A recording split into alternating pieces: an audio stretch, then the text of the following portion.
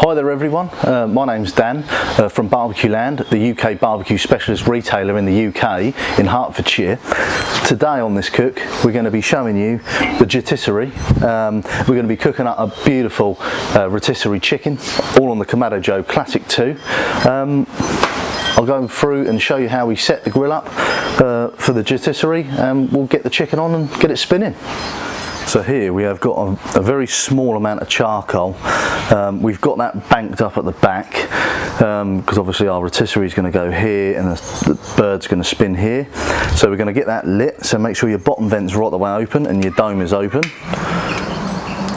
We're going to get that lit. We're going to give that around about 10 minutes. Make sure all that's lit, and then we can start moving some of the charcoal if it's dropped down, because we want to try and keep sort of this section clear. So we'll be back when that's all lit. So now what we're going to do is place our rotisserie ring on like so. Just make sure it's sort of even all round. What you do have to do is take your side shelf off, because of this bracket will hit the side shelf. So once that's on there like that, obviously you're going to need power for the motor. Obviously we've got our motor here. Place the motor on that end, just like so. So we're nearly all lit.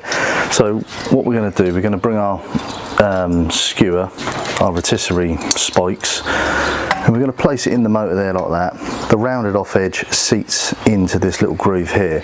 We're just going to move this sort of, this one here, just near the centre, because then that way when we put our chicken on we know it's going to be roughly in the centre.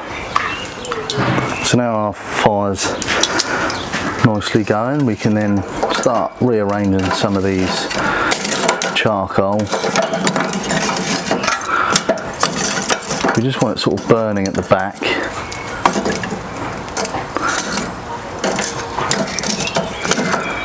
Like so. Now that is really nicely banked. We're going to get nice heat from that. We're going to be looking, once we've closed the dome, we're going to be looking of around a temperature of around about 150 degrees, somewhere around that range. So we're going to be looking, once we've shut the dome, of a temperature of around about 150 degrees. So we're going to shut the dome and let that come up to temperature. So we've got our beautiful chicken here from our local butchers, and all we're going to do is just hit it up with a tiny bit of oil, like so. We're going to rub that round everywhere.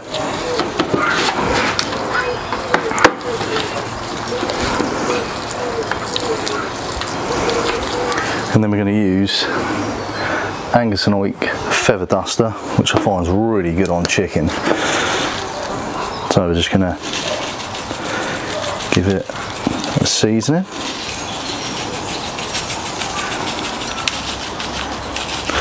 Get some in that cavity as well. Right, there's our lovely seasoned bird, as you can see. We're going to put our spike right the way through. Go in there like that, make sure he's right in there. Get your other spike.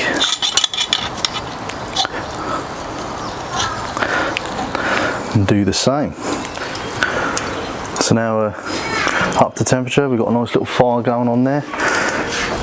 The square end of the rod goes into the motor, and the rounded edge goes on there. We're nicely centered here. If you can't get it centered, just release these nuts and then you can move it wherever you want. So now we're just going to turn the motor on and just let it go until we're hitting around 74 degrees using our Thermapen in the deepest part of the chicken, and we've got a nice colour on it. So we'll see you in a bit. So we're just under the 150 mark C on the temp gauge. We've picked up a fantastic colour on that chicken, as you can see. So we've been around about 40 minutes on this cook already. So what I'm going to do, I'm going to stop the motor. We're going to just check for temperature. Get right in the thigh. So there we go, we're about 50 degrees there in the breast, about 57 degrees there. So we're going to turn that back on and continue that cooking for around another 10-20 minutes until we hit that magic number of 74 degrees. So now we're still just under 150, and there we go. We've been about an hour and 10 minutes, but we got a fantastic colour, as you can see. We're going to check it for temperature. I'm just going to turn it off in the thigh. Right, yeah, 79, perfect. 72, that's brilliant for me, because obviously when we take this off to rest it, it will climb up a couple of degrees anyway. So we're going to take this off.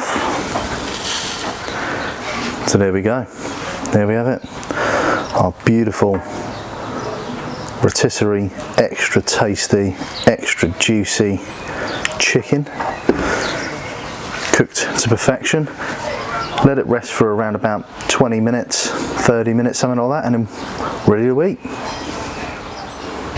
Right then guys, thanks for watching. I hope you enjoyed the video. Please subscribe for more future videos. We're going to be having some more coming out. I'll see you next time. Cheers.